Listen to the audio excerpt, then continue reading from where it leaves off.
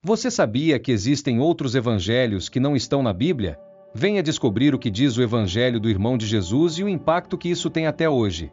Os evangelhos canônicos são Mateus, Marcos, Lucas e João, mas muitos outros textos, os apócrifos, circularam e inspiraram comunidades cristãs antigas. Um desses textos é o Evangelho de Tiago, que traz uma visão fascinante sobre a família de Jesus, sua mãe Maria e até os seus irmãos.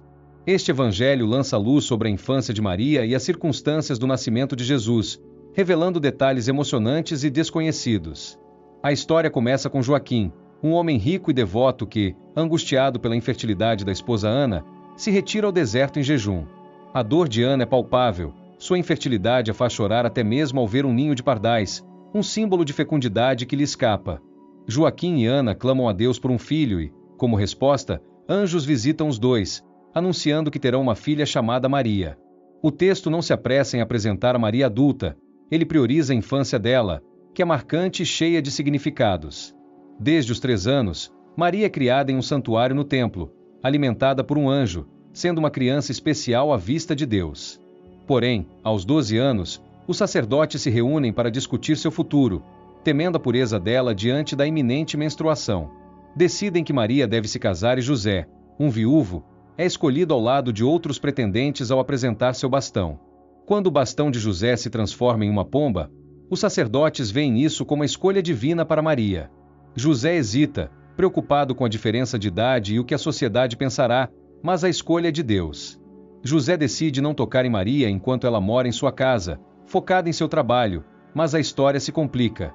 Um dia, Maria recebe a visita de um anjo e descobre que conceberá um filho do Espírito Santo, apresentando um dilema espiritual. Quando José descobre a gravidez de Maria, seu desespero é incontrolável, e ele se culpa, pensando em repudiá-la. A angústia o leva a planejar uma despedida secreta, mas um anjo aparece em sonho e revela que o filho é santo. José então decide ficar com Maria, mas a vida não fica fácil, pois a comunidade começa a suspeitar da gravidez inesperada. Um sacerdote revela a gravidez, e para salvar Maria, um processo é instaurado, conhecido como a água da refutação. Neste processo, Maria passa por um teste que deveria confirmar sua inocência, um momento de tensão e medo. Mas ambos os protagonistas saem ilesos, mostrando que a graça de Deus estava com eles em meio à adversidade. Logo José e Maria enfrentam outra dificuldade, uma viagem a Belém ordenada pelo imperador que prejudica os últimos dias da gravidez. Enquanto Maria entra em trabalho de parto, José busca por uma parteira, vivendo um dos momentos mais angustiantes da sua vida. O texto então muda a narrativa e Joseph descreve como o mundo ao seu redor parece parar enquanto ele busca ajuda para Maria. Esse momento simbólico trivializa sua busca, enquanto ansiosamente ele tenta encontrar apoio para o nascimento do Salvador.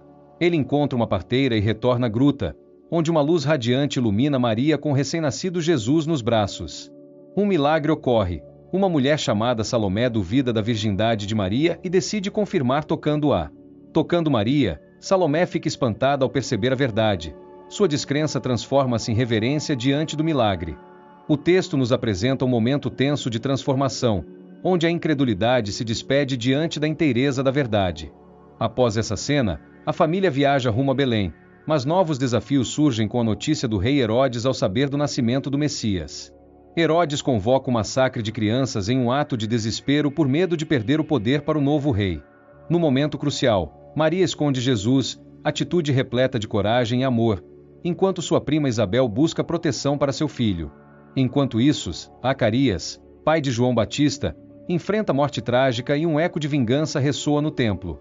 A lenda do Evangelho de Tiago pode parecer estranha, mas suas mensagens reverberam através da história do cristianismo. O texto não se encaixou na Bíblia, mas influenciou profundamente a imaginação cristã e tradições religiosas.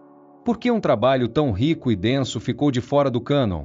Essa pergunta reverbera em debates teológicos até hoje. O Evangelho de Tiago oferece perspectivas únicas sobre a infância de Maria e a família de Jesus, respostas a longas curiosidades.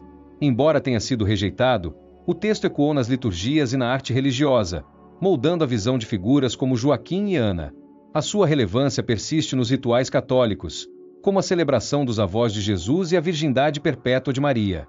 À medida que a curiosidade sobre Jesus cresce, o Evangelho de Tiago ajusta seu espaço, na busca por respostas históricas. Embora não constasse das Bíblias atuais, as narrativas de Tiago promovem discussões sobre a história do cristianismo.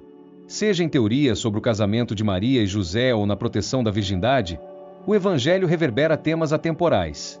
O apócrifo é um indício de como a busca espiritual e as histórias giram em torno de um núcleo central de amor e fé. A influência do Evangelho do irmão de Jesus se estende ao Islã, reconhecendo Maria em outro conjunto de tradições. O apócrifo revela um rico diálogo entre as tradições cristã e islâmica, promovendo uma conexão entre crentes. A história de Tiago nos apresenta uma narrativa entrelaçada com o contexto histórico, cultural e religioso de sua época. Vale ressaltar que as narrativas ajudam a formar o imaginário contemporâneo, mostrando a resiliência do relato cristão. Continuamos explorando esses textos e suas implicações, convidando você a se aprofundar nesta teia de histórias e significados. Aconselhamos a leitura do Evangelho de Tiago, uma obra que, mesmo ausente do cânon, possui uma rica vertente espiritual. Este foi um breve olhar na história emocionante apresentada pelo Evangelho do irmão de Jesus. Sua viagem está longe de terminar. E se você se interessou por esse tema, fique atento para mais vídeos sobre evangelhos apócrifos e suas narrativas. Obrigado por assistir, e até a próxima! Não se esqueça de curtir e compartilhar. O conhecimento é uma luz que devemos propagar.